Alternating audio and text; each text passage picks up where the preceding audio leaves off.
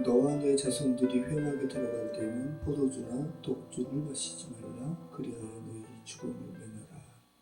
그래서 나답과 아비후가 여호와의 진노로 죽은 후에 제사장들의 행동 규례에 대해서 지금 강조하고 있습니다. 그래서 나답과 아비후의 죽음 이후에 바로 나오는 내용이기 때문에 지난번에 우리 권사님께서 잘 소개해 주신 나답과 아비후의 사망의 원인이 오늘 이 10장 8절 9절에 의한 부분이라고 말하는 일부 주석가들이 있습니다. 일리는 있습니다. 술을 먹고 나답과 아비후가 여호와께서 말씀하시지 않은 다른 불을 분양했을 수 있습니다. 그래서 나답과 아비후의 죽음의 간접적인 원인은 될 수 있어요. 근데 성경이 더 직접적인 원인을 분명히 말씀하고 있습니다. 그죠? 여호와께서 말씀하시지 않은 다른 불을 분양했기 때문이라고 직접적으로 말씀하고 있어요. 그래서 나답과 아비후의 죽음에서 직접적인 초점은 독주나 포도주가 아니라 다른 불을 분양했기 때문이라는 거. 여호와의 불과 관련해서 좀 독특한 부분을 우리가 알 수 있는데 여호와 앞에서 불이 나왔다는 표현이 두 번 있거든요. 그리고 그 사이에 나답과 아비후가 죽은 사건이 불이 여호와 앞에서 나왔다라는 이 표현 사이에 있어요. 레위기 9장 24절 불이 여호와 앞에서 나와 제단 위에 번제물과 기름이 사른지라 온 백성이 이를 보고 소리 지르며 엎드렸더라. 아론의 아들 나답과 아비후가 각기 향을 가져다가 여호와께서 명령하시지 아니하신 다른 불을 담아 여호와 앞에 분향하였더니 불이 여호와 앞에서 나와 그들을 삼키매 그들이 여호와 앞에서 죽은지라. 그렇죠? 불이 여호와 앞에서 나와라는 부분을 좀 강조하고 있다는 거. 좀 이렇게 좀 초점을 둘 필요가 있습니다. 자, 성막에서 불이 많이 사용됩니다. 성소 안에 향단, 등대에도 불이 붙여져야 되니까, 그죠? 근데 그렇게 성막 안에서 쓰이는 불은 아무 불이나 사용하면 안 돼요. 반드시 밖에 있는 번제단까지 와서 번제단의 불을 옮기는 도구를 사용해서 성소 안으로 들어가야 돼요. 그래서 출애굽기에 불 옮기는 도구를 노수로 만들려고 그래요. 노수로 만드는 이 기구는 번제단에 속한 기물이에요. 출애굽기 27장 3절 재를 담는 통과 부석과 대야와 고기 갈고리와 불 옮기는 그릇을 만들되 제단의 그릇을 다 노수로 만들지며. 그래서 제사장들은 일부러 밖에까지 나와서 번제단에 있는 불씨를 담아가지고 성소안으로 들어가서 향단이든 그렇게 등대든 불을 이렇게 피웠다라는 거 기억하실 필요가 있습니다. 자, 그러면 왜 나답과 아비후가 하나님께서 명령하신 불씨가 아니라 번제단의 불씨가 아니라 다른 불을 사용해서 분향했을까? 여러분, 우리가 라이터로 키든, 그죠? 현대 방식으로 본다면 라이터로 키든, 그죠? 그리고 뭐 스스로 불을 피우든 결과적인 불은 다 똑같은 거 아니에요? 그죠? 불은 불이니까. 자, 그러면 나답과 아비후 입장에서는 어쩌면 당시에도 번제단의 불씨를 가지고 피우는 거 말고도 뭐 부싯돌이라든지 상대적으로 쉽게 불을 피우는 방법이 있을 수 있어요. 그러니까 나답과 아비후는 다른 불로 분향했단 말이죠. 그럼 왜 그랬을까? 1차적으로 독주 또 포도주 마셔가지고 정신이 혼미해서, 그죠? 이게 원인이에요. 하지만 직접적인 원인은 다른 불을 분향한 거예요.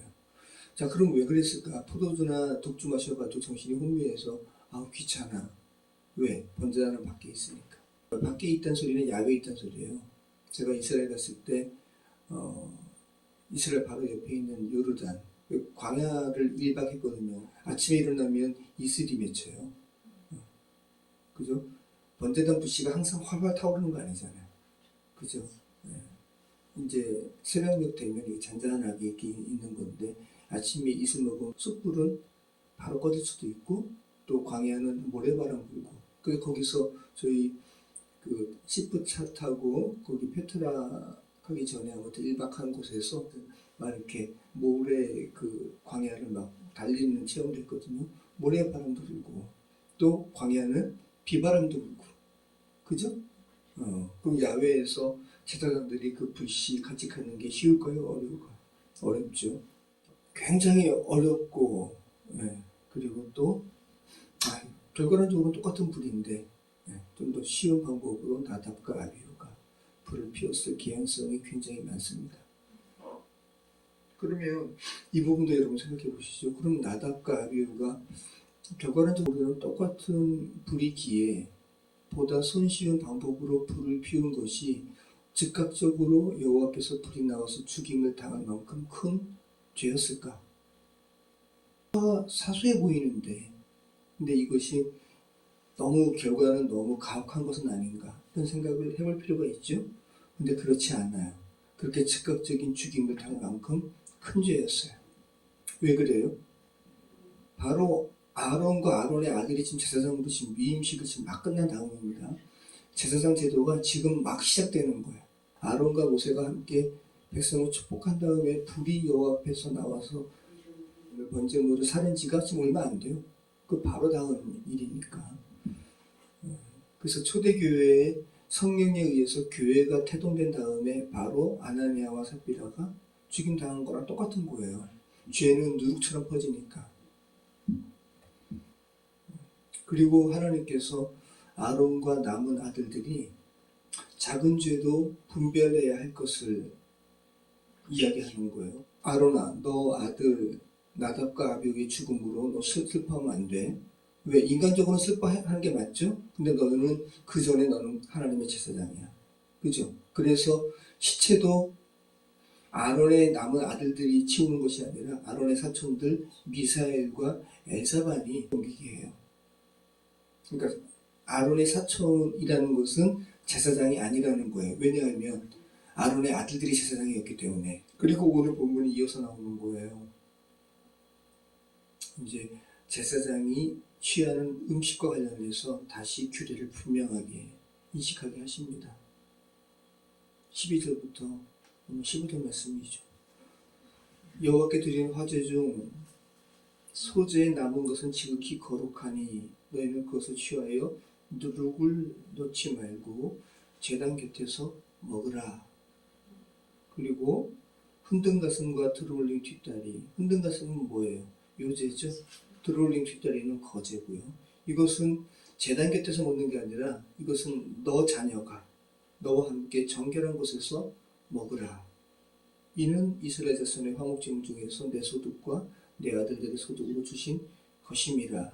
그래서 하나님께서 모세를 통해서 뭐를 말씀하냐 하면 제사장이 예배자들이 바친 그 제물 중 남은 음식을 먹는 것도 제사의 중요한 순서라는 거예요. 과정이라는 거예요. 그 먹는 것 너 먹기 싫다고 생략해? 이것도 죄라는 거예요. 관련해서 내일 본문 말씀에 또 이 부분이 있죠. 이것은 내일 이야기하고.